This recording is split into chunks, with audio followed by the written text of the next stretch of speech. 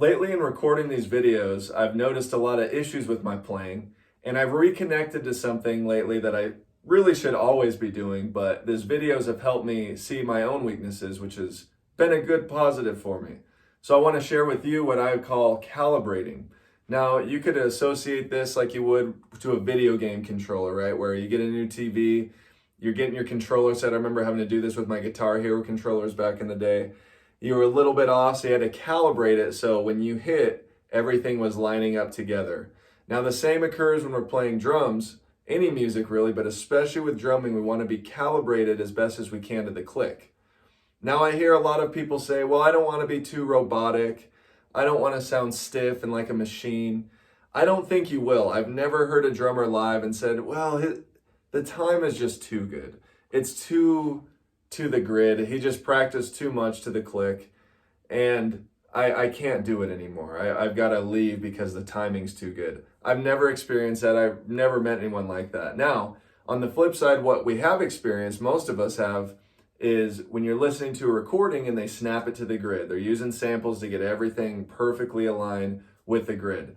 That is something that I think is to avoid. What we're talking about today, though, is just in a live setting, you playing with a group, you playing with yourself, that you line up as best as you can to the click to calibrate your time, to feel good. Other musicians want to play with you. You're enjoying your playing. The crowd's having a great time. It's a win-win-win. That's what we're going for today.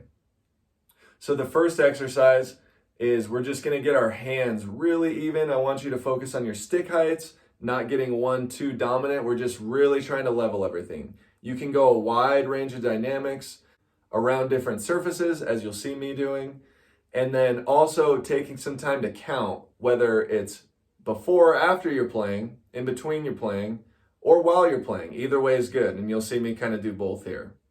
So let's get into that. We're just going to get our hands warmed up first, really trying to line up everything to the click. I do recommend that you have a click external to you, not in headphones or in-ears.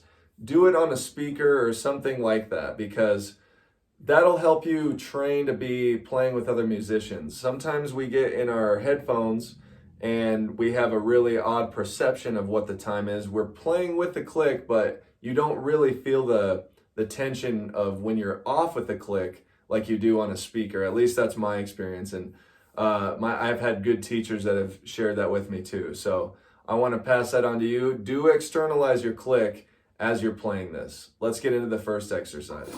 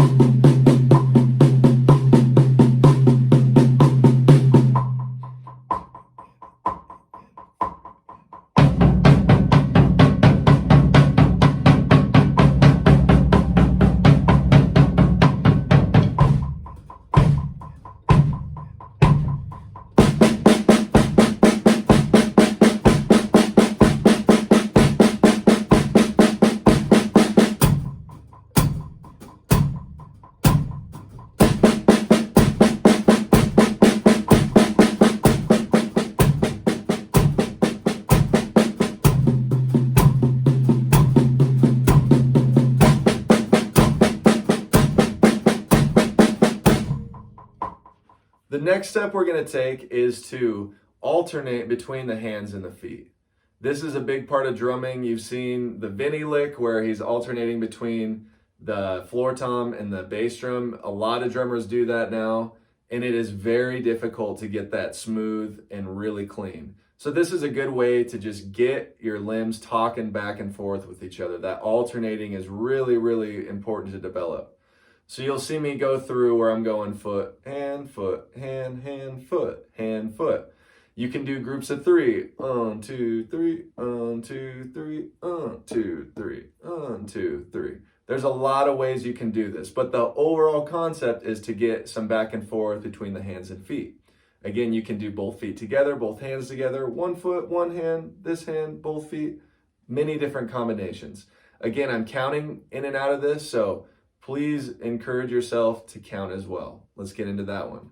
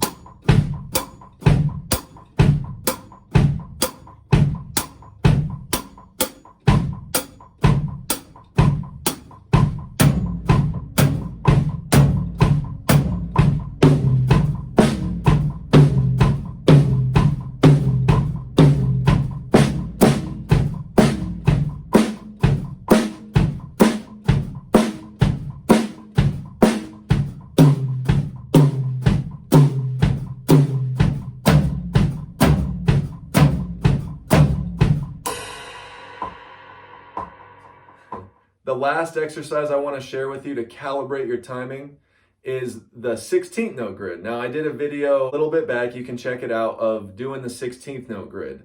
I'll include the PDF in the description for this video as well. And again, this is me actually practicing. I didn't sit down and say, I'm going to do everything 4 times. I'm going to do it perfectly, blah, blah, blah. This is me first time of the day working through this grid. So there's going to be ones I go a little longer on. There's going to be some mistakes in there.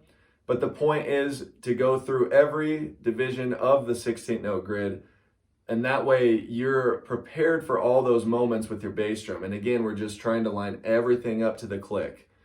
So try this one with me. I've got the metronome on 63 this whole video, so feel free to go faster, slower. Again, slower is going to be better for calibration though. We want to get everything lined out where you're perceiving it as it's happening. All right, so thank you guys for checking this video out. This has been really helpful for me to work on this again. I know it will help your playing out. Just take 5-10 minutes each day before you really get into your practice to calibrate everything, and everything will be feeling a lot better, and your bandmates will notice too. Let's check out the last exercise, guys, and happy practicing.